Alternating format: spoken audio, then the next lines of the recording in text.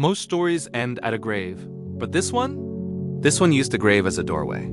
To truly understand the end of this story, we have to go back to the very beginning. And I don't mean a fairy tale beginning with angels singing in perfect harmony. I mean the real, gritty start of a journey. The story of a child born under a death sentence. This brings up a profound question. Why did the most influential life in history start in a humble cave, a feeding trough for animals, and end on a Roman execution hill? It's a journey of stark contrast from the vulnerability of an infant to the ultimate sacrifice of a man. This isn't just about a historical figure. It's the story of the path of the Lamb from a simple manger to eternal majesty. Let's start where the journey began. Not with a king in a palace, but with a refugee child. Soon after his birth, his family had to flee. The flight to Egypt wasn't a peaceful stroll through the countryside. It was a desperate escape. Imagine a young mother and father carrying their newborn trekking through the harsh, unforgiving Sinai desert. This wasn't a porcelain doll. This was a real baby, probably crying, being sheltered from a sandstorm, completely dependent and vulnerable. The supposed king of the world, a fugitive from day one. Then came the hidden years. We often skip over this part, but it's crucial. For nearly 3 decades, Jesus lived a quiet life in Nazareth. He grew up not as a prince, but as a Tekton, a craftsman, likely a stonemason or carpenter. Imagine him, a young man with calloused hands, working with wood and stone, learning a trade, living an ordinary life. The baby from the manger was becoming a man, shaped by physical labor under the Galilean sun. This quiet life came to a definitive end at the Jordan River. His baptism was the threshold, the point of no return. In that moment, he left his family, his home, and his trade behind.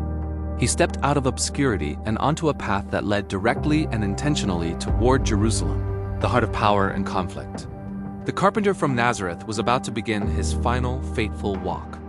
His public ministry began a whirlwind of activity across the Galilean countryside. He was constantly on the move, walking from village to village. We see montages of miracles calming a storm on the sea, giving sight to the blind, feeding thousands with just a few loaves and fish. But if you look at a map of his travels, you'll notice a pattern. Every step, every sermon, every healing was bringing him closer and closer to Jerusalem. He wasn't just wandering. He was on a collision course with the religious and political authorities of his day.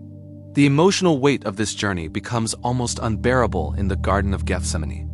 This is the dark night of the soul. Here, on the eve of his arrest, we see Jesus at his most human. The pressure was so intense, the scripture says he sweat drops of blood. He prayed, asking if there was any other way, any escape from what was coming. This wasn't a stoic, emotionless figure.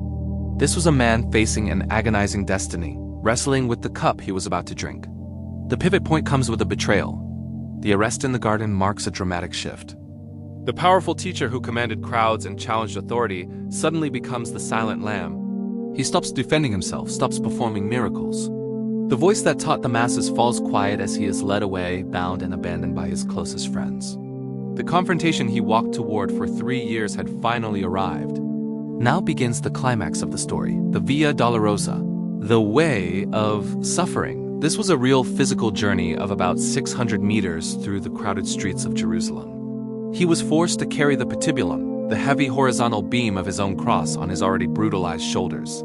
Try to picture the sheer physical toll, the exhaustion, the pain, the humiliation of that walk.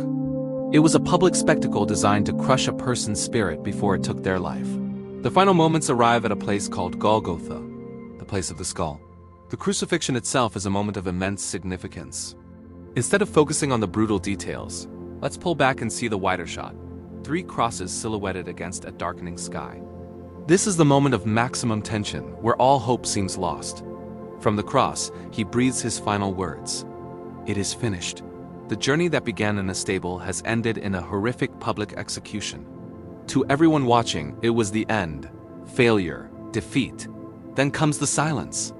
A Sabbath silence fell over the land. The world seemed to stop.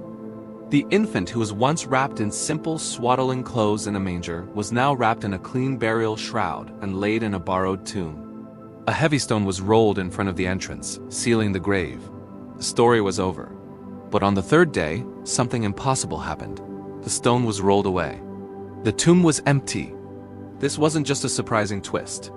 It was a fundamental shift in the entire story. It established a new reality. The journey that started in a cave in Bethlehem, the manger, concludes in an empty cave in Jerusalem. The grave, meant to be the final word, became a doorway to something entirely new. From the manger to the cross, from the cradle to the empty tomb, this was a journey not measured in miles, but in purpose. It was a path walked for a reason. From the rough straw of the manger to the splintered wood of the cross, every single step was part of building a bridge. A bridge from despair to hope, from death to life. A bridge that was always leading to you. Which part of this incredible journey touches you the most? Is it the vulnerability of the infant refugee or the strength of the man on the cross? Let me know your thoughts in the comments below. Thanks for watching, and if this story moved you, please consider subscribing for more.